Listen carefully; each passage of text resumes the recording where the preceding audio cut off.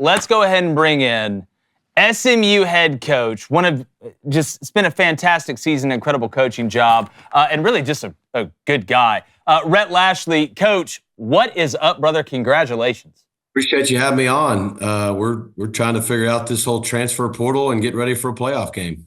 Yeah, well, Coach, let me for a second. I'm glad you brought that up because the biggest complaint that I hear from buddies in the coaching world is the calendar and kind of how this thing is. Even if you're not in the college football playoff, even if you're prepping for a bowl game right now, I mean, how do you divvy up that time? That, to me, it's not the amount of days it's open as much. It's when the days are open that's causing such a conundrum. Yeah, I mean, we made some improvements. We moved up the high school signing date, so that's done. Instead of normally we wouldn't have signed those guys yet, so we'd still be dealing with that. And now, coaches, we can't go out on the road right now. Normally, we would be forced to go out on the road with those high school guys and potentially transfers, and so we're not able to do that. So that makes it a little more doable, but still, we have, at the end of the day, we have free agency during our season. Like, our season is still going on, whether you're in a bowl game or whether you're in the playoffs, which it's a much bigger deal if you're in the playoffs, obviously. And we have free agency, and there's just no other sport that does that. Yeah, well, I always laugh when people are like, oh, it's just like the NFL now. I'm like, no, it's not. All the players in the NFL aren't free agents at the end of every season like we have in college football. No, they have contracts, their rules, there's guidelines, there's windows. Free agency happens after the season, before, all those things, before the new mini camps and draft and all that. Yes, the timing's a little off. Yeah. Well, Coach, obviously, this year, the turnaround that you guys had, not that you were losing a bunch of games, but the way you guys are playing, the consistency, the complementary football that you're playing with. I want to go back to the beginning of the season. Obviously, you have a 2-quarterback situation, right? Trying to give guys both a certain amount of time. And when you made that switch to Kevin Jennings, can you just talk about the maturity of your team and the ability of your team to rally behind a guy and then start playing your best ball going forward? Because I don't think enough people understand, when you deal with this many young men, getting everybody to move as one organism when there may be a change that affects everybody. Can you just speak on that and what it says about your team and your program? Yeah, we got a lot of trust inside our program. Our coaches deserve a lot of credit for that. Our kids deserve a lot of credit for that. They are an experienced group. It's a special group. I think we're 22-5 in the last 2 years, which is, I think, top 4 or 5 in the country. So they know how to win, and that's kind of our special sauce, is just we're a team. And so they liked both those guys. I mean, they voted both of them captains. Preston had won a lot of games for us the year before, but they also believed in Kevin for a lot of the reasons now the whole country sees. And what we really needed more than anything, I think, helped our team after we decided to make that decision. It just gave consistency for our team. It gave a clear direction for our team. It allowed our offense to have to start to grow towards an identity as an offense. And I think just gave stability. And so that's what we needed more than anything, regardless of who we chose. Now, we chose Kevin because we felt like he gave us the best chance to win now and in the future. And I think now America's seen what he can do. But that's what we needed, just stability, consistency, and our guys handled it great. And I think once we made that call, they were like, all right, let's go to work. Yeah, and Coach, we opened up the show talking about, sometimes touchdowns that they may look like they went on script on television, but it's a guy creating a play when a play broke down. As a play caller, you've called as many plays as anybody's ever called plays. Can you talk about just the cushion that it gives you, or the comfortability to know, hey, I'm going to call this play. Maybe if we miss a block or something didn't go right, having a guy make me look smart, like a Kevin Jennings that can get out, keep his eyes down the field, just how important that is. I mean, it's an escape hatch, really, as a play caller. Am I correct?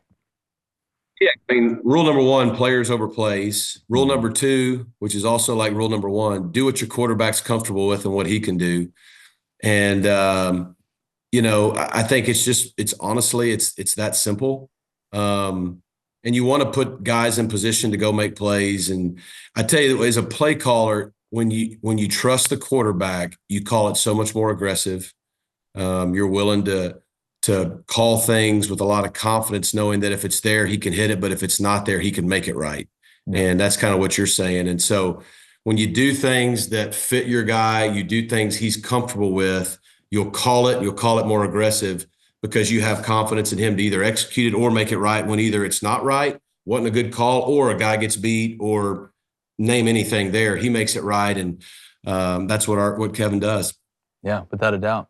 Coach, first off, congratulations on an incredible season. One of my favorite stories in college football is that this SMU football program wanted to increase their strength of schedule so much they agreed to join the ACC for no additional revenue for 9 years. That's truly incredible, and you guys have capitalized on that brilliantly. On Sunday, the entire country was sitting on the edge of their seats wondering would SMU get in the college football playoff just hours after you guys stormed back in the ACC championship game, or would it be Alabama? Good football team, some great wins this year, but had the 3 losses. Sitting there in that room, were you surprised when the SMU logo popped up and not Alabama's?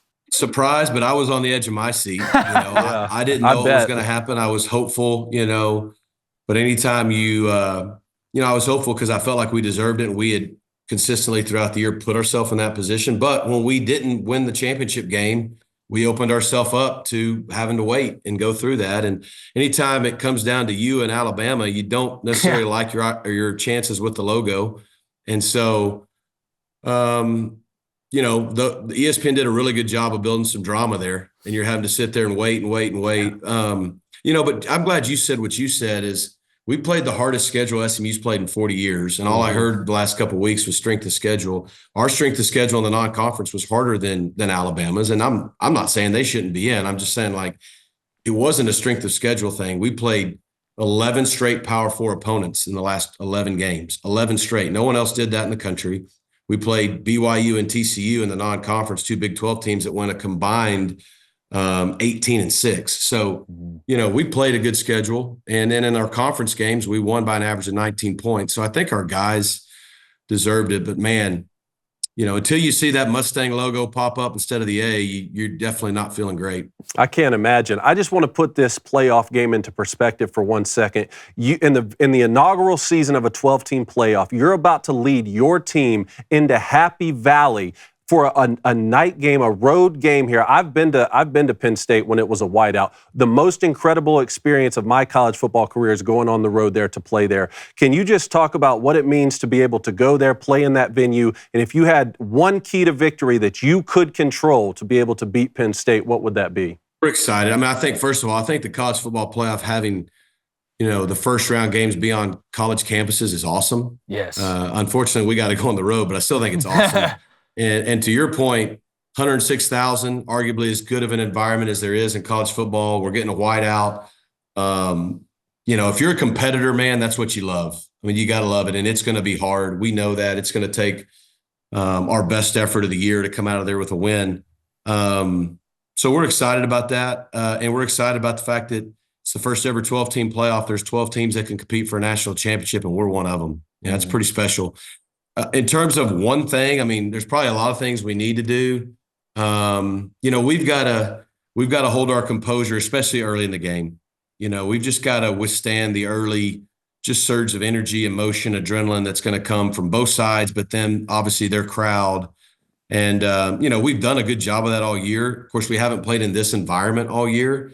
And I think if you go back to last week, we played in a really good environment in Charlotte.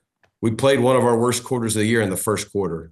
And that's uncharacteristic of us, but we got down 21-7, and that just made it harder as we clawed back the whole game. And we can't afford to do that on the road in Happy Valley against a team as good as Penn State. One correction: it'll be a noon game, not night game. Sorry, but still a whiteout. Correction. I'm really still a whiteout. Still gonna be cool. Yeah, okay? For sure. Well, Coach, first thing I want to say is that pullover is absolutely. Yeah, I want the hat. Fire. I want the hat. And the hat is just. Yeah, you're just dripping right now in swag. I want to know what stands out to you most about this Penn State team that's going to make them a unique matchup in the playoff. I think they're really complete. I think with 12 teams left, everybody at this level should hold you to a different level of accountability than they did in the regular season. If we don't show up ready to play, if we don't have our best stuff, they should hold us more accountable than other teams that didn't make it, right? Because they're good. And so I think when you look at their defense, aside from the fact that they probably got a top 10 pick at edge, I think their team speed, and I don't mean this as a disrespect to the Big Ten. It's not Big Ten speed. It's SEC, ACC defensive speed. They can run at every position on that defense. I think they're really experienced. A lot of 3- and 4-year guys on that defense. And so that's what makes them a problem defensively. is you see them play film against Ohio State and Oregon, and those teams don't look as fast as they normally do playing against Penn State because that's how fast their defense is.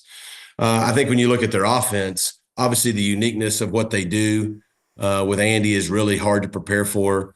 Tight end is an elite player. I mean, elite. And that's not to downplay how good the quarterback and their two running backs are and their O-line and their wideouts, but they give you a lot of problems with formations and different unique sets. And they got a tight end that's a matchup problem for anybody that's in the NFL right now. And so I think that's the challenge. There's not really a weakness, and we got to go play at their place. Well, Coach, one more thing. What have you learned about this team this year? Not only this team, but also about yourself through the season before these playoffs start? Yeah, it's a great group. I said earlier, it's special. I mean, they just expect to win every time they go out, and they have a resiliency that's special, and they know how to finish. Now, we're 11-2. I mean, finish, people go, well, you've lost twice. Yes, but they know how to finish, whether it's games we're ahead and finish, or the Duke game and how crazy that was, or even last week. Like, we lost that game, but nobody in the country can watch that game and say SMU doesn't know how to finish. We were finishing that game in the fourth quarter, down 17. The way we came back, our guys they control how they respond. And sometimes we don't play our best, or you sometimes can't control what happens to you, right? You can't control an official's call. You can't control the way the ball bounces, the environment, et cetera. But you can always control how hard you play, how physical you play, and how you respond. And this is a team that for 13 straight games has not had an opponent play harder than them, not had an opponent be more physical than them, and not had someone respond better than them. Now, we've lost 2 games, but that's college football when you're playing good people. And so I think that's what I've learned this group's about. And that's why you go into every game with a lot of confidence, knowing if we play well, we have a chance to win. Definitely. Well, Coach, I got one more. I know you're a busy man. I know how to get, you've been in a lot longer than I have, but I know how to get ready for a game that's going to rain. You get the ball wet. I know how you get ready for a loud crowd. You pump in crowd noise at practice. What do you do to get ready for the cold? Or you just go out there and say, hey, no sleeves during warm-ups. It's time to man up. Let's get it. A little of that. You go practice outside. Fortunately for us, there are some cold days in Dallas right now. Like last week we were going to play at night in Charlotte, and it was going to be between 37 and 43. Well, luckily last week we practiced in the mornings too. So we had 2 mornings that it was around 40 degrees, and we went outside and practiced, and got our guys used to it. We addressed it early in the week, said, hey, it's going to be cold, and that's awesome. And fortunately, our guys didn't wear a lot of sleeves and all the hand warmers and all that. And, it's going to probably be a little different level cold up there. Thank goodness it is a noon kick. So whether it's 30, 35, like tomorrow morning, it's going to be 40 degrees at 8 a.m. and we're going to be outside practicing. There you go. Let's go. And if we were playing somewhere it was going to be 80, we'd probably go in the indoor, but that's not going to be the case. Yeah, and popsicles for breakfast. That's what I do. Coach, again, man, congratulations. What an unbelievable job. And really, this is going to keep ramping up for you guys. You've set an incredible precedent, and SMU is here to stay. And again, thank you for joining us. I know you could go on a million shows. Thanks for choosing ours, and it's been really fun to watch this group, and I know you guys are enjoying it. Man, I appreciate y'all having me on the show. Yes, sir. Rhett Lashlee. Coach Lashlee. SMU, they're back, baby, in a big way. Hey, what's up, YouTube? Appreciate you guys stopping by. As usual, like you hear on every promo like this, hit the subscribe button and like every video. It's the American thing to do.